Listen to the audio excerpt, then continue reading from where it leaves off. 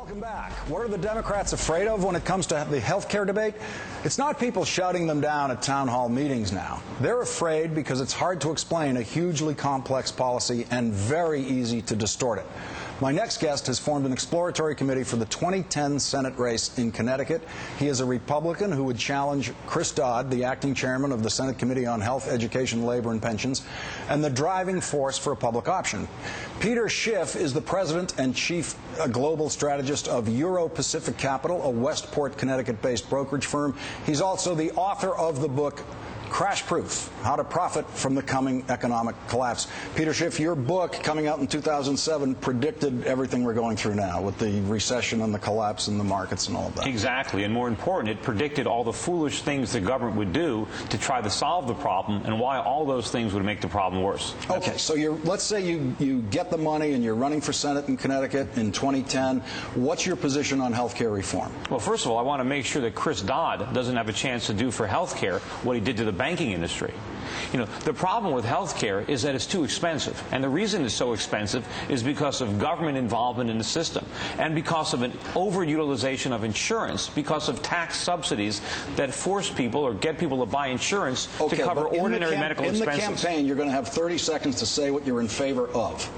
I'm in favor of free markets. I think the free market can deliver quality health care at a lower cost. Legislatively, to shorthand that, you're in favor of nothing. You're in favor of doing nothing. No, I'm in favor of doing something, getting the government out of the market. You have to remember what insurance is for. Insurance is to pay for catastrophic events that are unlikely to happen. People have fire insurance because their house probably won't burn down. So you want to remove all the government regulations, state and federal regulations in place right now to prevent health insurance companies from abusive practices.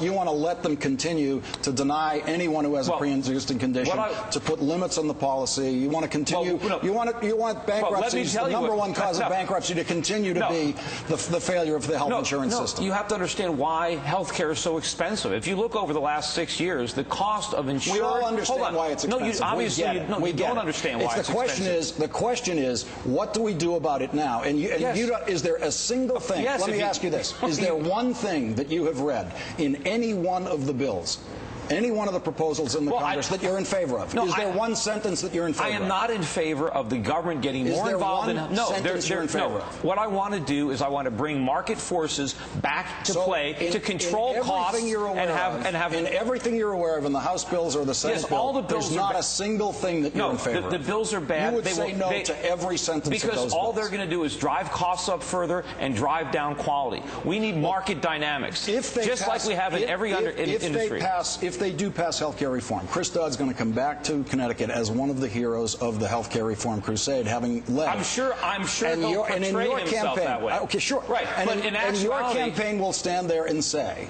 every single sentence of the legislation he passed was bad. Right. I will tell the truth. I will tell the public that there is no Santa Claus, that whenever the government comes and promises you something for free, you better watch out because it's going to cost a lot more than you think. So you would have the government pull out of the Medicare system. You'd abolish that, right? Well, obviously. It's a complete single-payer, government-run healthcare system. It's as socialistic as the Canadian system. Yes. It's for everyone 65 and over. And you would say, end that tomorrow. I can't say that, obviously. Well, look, because you've built up this culture of dependency over the years. You can't turn it off overnight. Lazy, dependent seniors in Connecticut, right? If the government, lazy Connecticut citizens over 65 who refuse to pay for their own health care. Don't put words in my mouth. If the government hadn't taxed the hell out of these people while they were working, they would have enough money to afford their own health care, and it would be a lot less expensive. We need market dynamics and market forces. Insurance is driving the cost of health care through the roof, just like government-subsidized student loans have driven education tuitions through the roof, just like subsidized mortgages drove housing prices through the roof. The government is distorting the free market. It is the root cause of our problems, and there are no solutions that involve more government. The only solutions involve the free market. They involve capitalism, and health care is important, just like food. We don't want the government growing our food. You think the massive subsidies that we give to college students in this country to go to college for free, government subsidies, you think that explains tuitions? Can you tell me? Can you tell me? You're in New York City right now. You know what a private school tuition is for high school in New York City?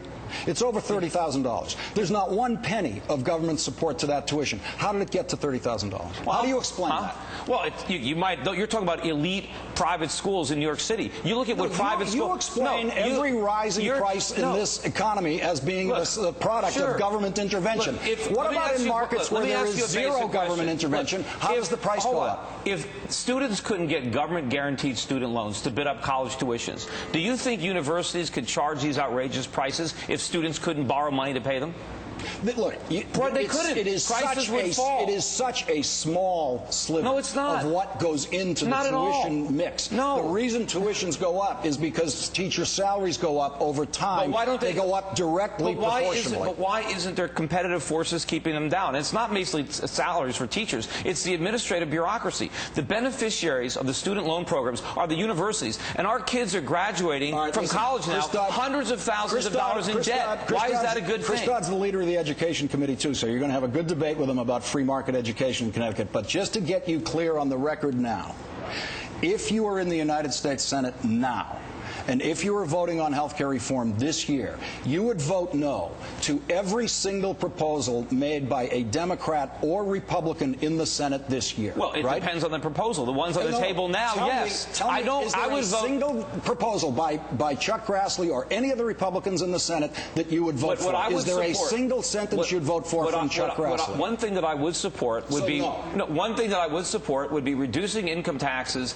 and then making. No, hold on. Let me finish. And let me finish my point. Not a single thing that any Republican has suggested that you would vote for. And then I would tax health care benefits as ordinary income, because I want to take away the preference to choose health care. But only if you lower income taxes. Let's get this straight. But you have to lower income taxes to keep it revenue neutral. Let's get you on the record. Peter Schiff is in favor of raising taxes on Connecticut citizens who have private health insurance. No, I want to lower taxes. No, remember, I want to lower taxes. You want to lower the income tax, but you want to raise taxes on health care benefits. No, but so there's no net increase. There's zero taxes on health care benefits now. How much do you want to raise them to? I want to raise them enough to offset the reduction in income taxes. I want people who now get health insurance from their employers to get money, to get wages instead that are not taxed, and they can make a decision if they want to buy health care or if they want to buy something else, or if they want to buy a major medical that covers catastrophic illnesses. Give Chuck Grassley a call. He's the leading Republican on the Senate Finance Committee. He, too, is currently in favor of raising taxes on people's private health insurance plans. But I only want to do it if we cut their taxes. You have found one sentence of agreement with the Republicans, are you listening? No. And it's on a tax increase. Are you listening to what I'm saying? I would only do it if we cut taxes. We're out of time. I gave you as much time as you wanted to tell me one thing. Yeah, but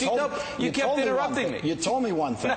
Peter Schiff, thank you very much for coming in. You only heard one thing. That's the problem. You can come back and tell me every time you find something that you agree with in health care reform, come back and tell us what I want to really reform it by bringing the free market back into it and getting the government out of it. Thank you very much. We've got to get out of here.